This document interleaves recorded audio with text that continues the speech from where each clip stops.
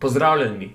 Pojdimo danes 2000 let nazaj oziroma v leto 70, v čas cesarja Vespasiana, ki je ukazal, naj si v središču Rima zgradi amfiteater, ki bo postal bolj poznan kot Kolosej.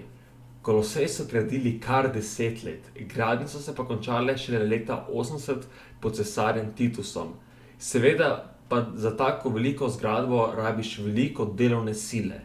Rimljani so prav zaradi tega zasužnjili preko 1000 Judov iz Izraela in jih z ladjami pripeljali v Rim, kjer so morali začeti graditi Kolosej. Kolosej je bil velik 50 metrov, njegova dolžina pa 189 metrov, široko je bil kar 156 metrov. Material za gradnjo pa je bil predvsem antični beton, pesek in marmor. Seveda so bili Rimljani zelo pametni ljudje in so zaradi sonca, ki močno pripeka v Italiji, ustvarili še posebno pregrinjalo, da bi ščitila ljudi in da bi bili v senci. Tla v Koloseju so bila lesena, prikrita pa so bile s peskom, ki je imel dobro značilnost, da je lahko izsušil vodo in kri. Rimski Kolosej je bil razdeljen na 4 dele. V najboljših vrstah je sedel cesar s senatorji, v drugi vrsti vojaki in premožni Rimljani, v tretji vrsti prebivalci Rima in navadni rimski državljani, v zadnji vrsti pa predvsem ženske in revni meščani. Rimski Kolosej pa je lahko naenkrat sprejel med 70 in 75 tisoč ljudi. Rimski Kolosej je imel tudi velik podzemni prostor, ki se nahaja pod Kolosejem.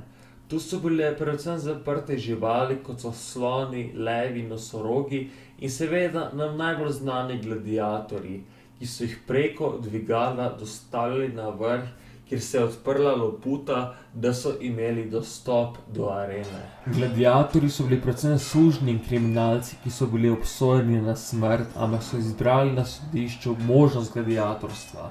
Seveda so jih prvo naučili, kako se uporablja orožje, drugače bi bili boji nezanimivi. Seveda se je marsikateri gladiator zaželel milosti ob koncu boja, da ostane živ, zato je moral priti čim bližje cesarju in ga prositi za milost. Cesar pa je lahko pokazal s prstom navzgor, v tem primeru si preživel, če je pokazal dol, si umrl.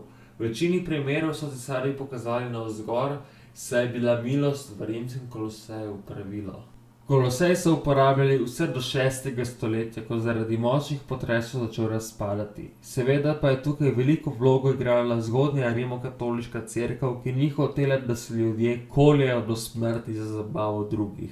Zato so velik del Koloseja namenili gradnji, v Koloseju pa so naredili manjša stanovanja za ljudi.